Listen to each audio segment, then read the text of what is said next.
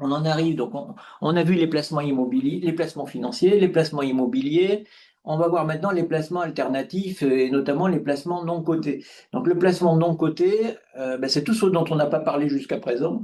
Et il bénéficie d'un succès grandissant, d'abord parce qu'ils sont souvent performants. Ensuite, parce qu'il permet de diversifier par rapport à des méthodes d'investissement plus traditionnelles. Et enfin, parce qu'ils offrent des opportunités. Donc, c'est pour ça qu'on voulait consacrer une partie de notre webinaire à ces placements d'un côté. Donc, pour vous qui résidez à l'étranger, ben, ça va vous permettre de diversifier vos placements au-delà des banques que pouvez avoir localement, d'accéder à des revenus qui sont souvent supérieurs au placement coté ou au placement immobilier. Mais rappelez-vous ce qu'on a dit au début, souvent quand on a des rendements supérieurs, c'est aussi parce qu'on a aussi du risque. Donc il faut bien analyser le risque, surtout quand on est sur des placements non cotés. Et ensuite, ça vous permet de rester flexible sur la durée d'investissement. On va voir que c'est des placements qui permettent d'avoir des flux de revenus sur des durées assez brèves. Et pour certains épargnants, ça présente des intérêts. Donc, on va commencer par le placement qui marche assez fort en ce moment, c'est ce qu'on appelle des fonds de dette privée. On ne va pas rentrer dans le détail, on a fait un webinaire que vous pouvez retrouver aussi sur notre site internet qui est spécialisé et qui n'est consacré qu'à la dette privée. Et donc, je ne vais pas refaire le webinaire, mais l'idée, c'est que plutôt que d'acheter des obligations à des sociétés cotées, vous allez devenir le banquier, comme une banque, de sociétés non cotées. Souvent, c'est des sociétés qui ont fait l'objet de ce qu'on appelle des opérations de LBO. Vous savez, c'est les opérations qui sont réalisées par des fonds d'investissement avec beaucoup de dettes. Et cette dette, elle est souscrite par des fonds non cotés.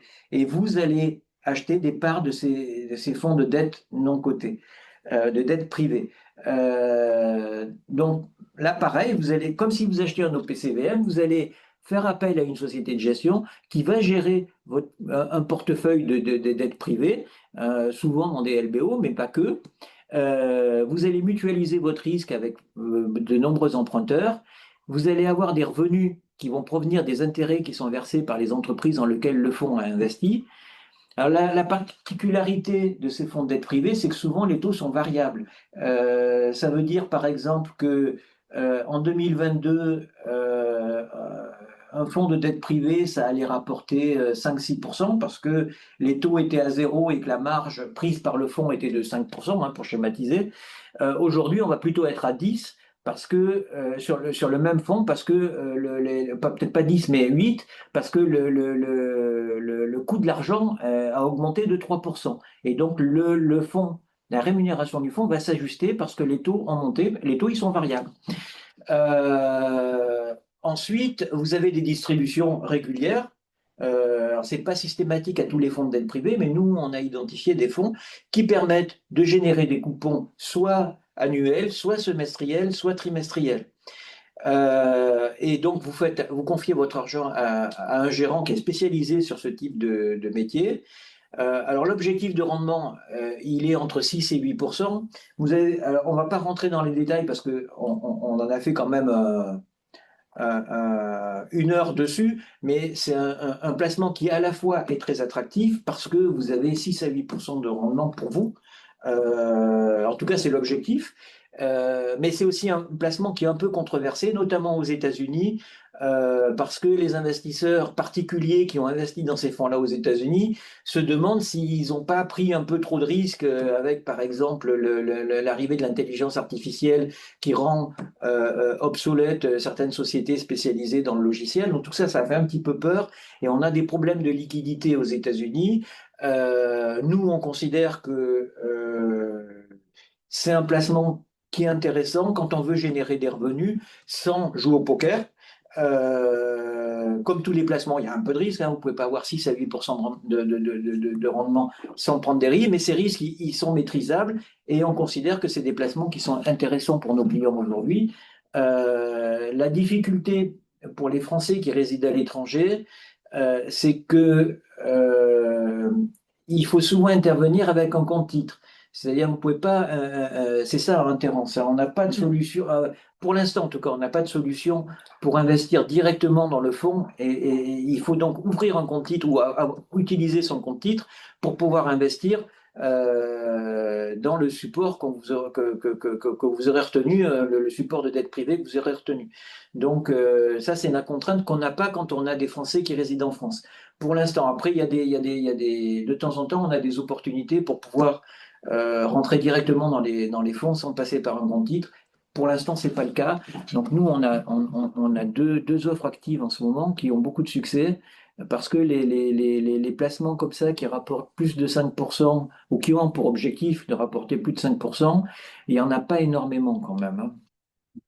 Alors, donc comme je le disais, si on veut rentrer un petit peu dans le détail, ben, vous avez une liquidité qui est limitée parce que vous êtes sur des fonds non cotés, donc on ne sort pas comme ça, c'est un peu compliqué. Et soit vous avez une durée d'investissement qui est de 7 à 8 ans et vous récupérez votre argent au bout de 7 à 8 ans après avoir touché vos coupons, soit vous pouvez vous rentrer sur des fonds qui n'ont pas de durée, mais les possibilités de racheter votre épargne, elles dépendent de la liquidité instantanée du fonds. Donc ça marche ou ça marche pas. Et donc voilà. Ce que je vous recommande d'écouter là encore une fois le webinaire sur le sujet. Mais nous, c'est une thématique d'investissement qu'on recommande à nos clients aujourd'hui, en tout cas pour les sociétés de gestion qui interviennent en Europe. Sur les États-Unis, on est un peu plus prudent. Après, il y a une deuxième type d'obligation de titres non cotés. Plutôt que d'aller acheter des titres de sociétés émis par des sociétés de gestion, vous pouvez acheter aussi des obligations privées en direct. Donc là, on est sur des placements, vous voyez, ça ressemble plus à du crowdfunding qui a connu pas mal de problèmes en France, notamment dans l'immobilier. Mais schématiquement, ça peut fonctionner un peu comme ça, c'est-à-dire que il y a un émetteur qui a besoin d'argent, il a un projet et il va vous proposer de financer ce projet à crédit. Euh, et souvent, les montants sont plus modestes que ce qu'on a vu précédemment. On est sur des PME. C'est des PME où vous allez être entre 10 et 100 millions de chiffre d'affaires, des PME qui se développent rapidement et pour lequel le financement bancaire peut pas être la seule solution. Et le dirigeant d'entreprise considère que pour pas trop diluer son capital, il va faire appel à des financements intermédiaires entre la dette bancaire et les capitaux propres. C'est là où vous intervenez. Et donc, on va se retrouver. Alors, nous, on vous a mis des placements qu'on a proposés à nos clients ces derniers mois ou ces dernières années pour que vous puissiez illustrer, mais ces placements, ils durent jamais très longtemps, ils se renouvellent et donc, par exemple, on avait proposé à nos clients d'investir dans une société qui est spécialisée, qui est l'un des leaders en France de l'énergie solaire, qui s'appelle CVE, qui construit des panneaux solaires donc et qui construit aussi des centrales au biogaz. Et on a des placements obligataires qui étaient émis euh, entre 2 et 8 ans qui étaient amortissables ou qui n'étaient pas amortissables et qui rapportaient entre 6 et 8%, pour vous donner un ordre d'idée. Donc ces placements-là, on ne les propose pas aujourd'hui, mais on les a proposés dans le passé. Et là, il y a quelques semaines, on a proposé un placement obligataire par une PME parisienne qui fonctionne très bien, qui s'appelle Blanchisserie de Paris, qui avait souscrit un contrat, qui avait contracté avec Accor pour l'accompagner sur la gestion des hôtels à Paris, qui avait besoin de trésorerie pour pouvoir accompagner ce contrat. Et on a proposé l'émission obligataire à nos clients. Et l'avantage, c'est que le crédit était amortissable, qu'il rapportait 8%, qu'il était sous forme d'échéance mensuelle. Donc, tous les mois, vous récupériez une partie du capital que vous aviez prêté. Et ça a eu pas mal de succès. Donc, ça, c'est pour vous donner un ordre d'idée, hein.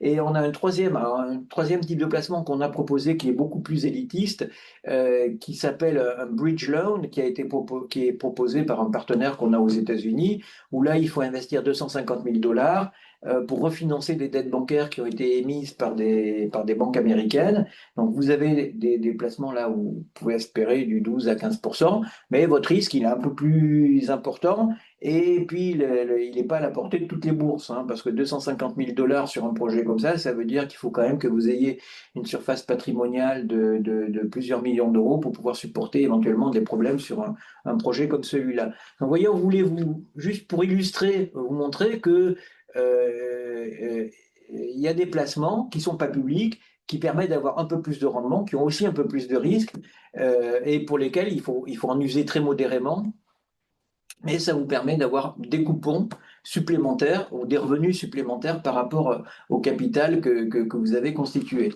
Donc voilà ce qu'on voulait vous dire sur les placements non cotés. Donc ça bouge tous les jours, hein, c'est une offre qui est mouvante. On avait fait le même webinaire il y a un peu moins d'un an.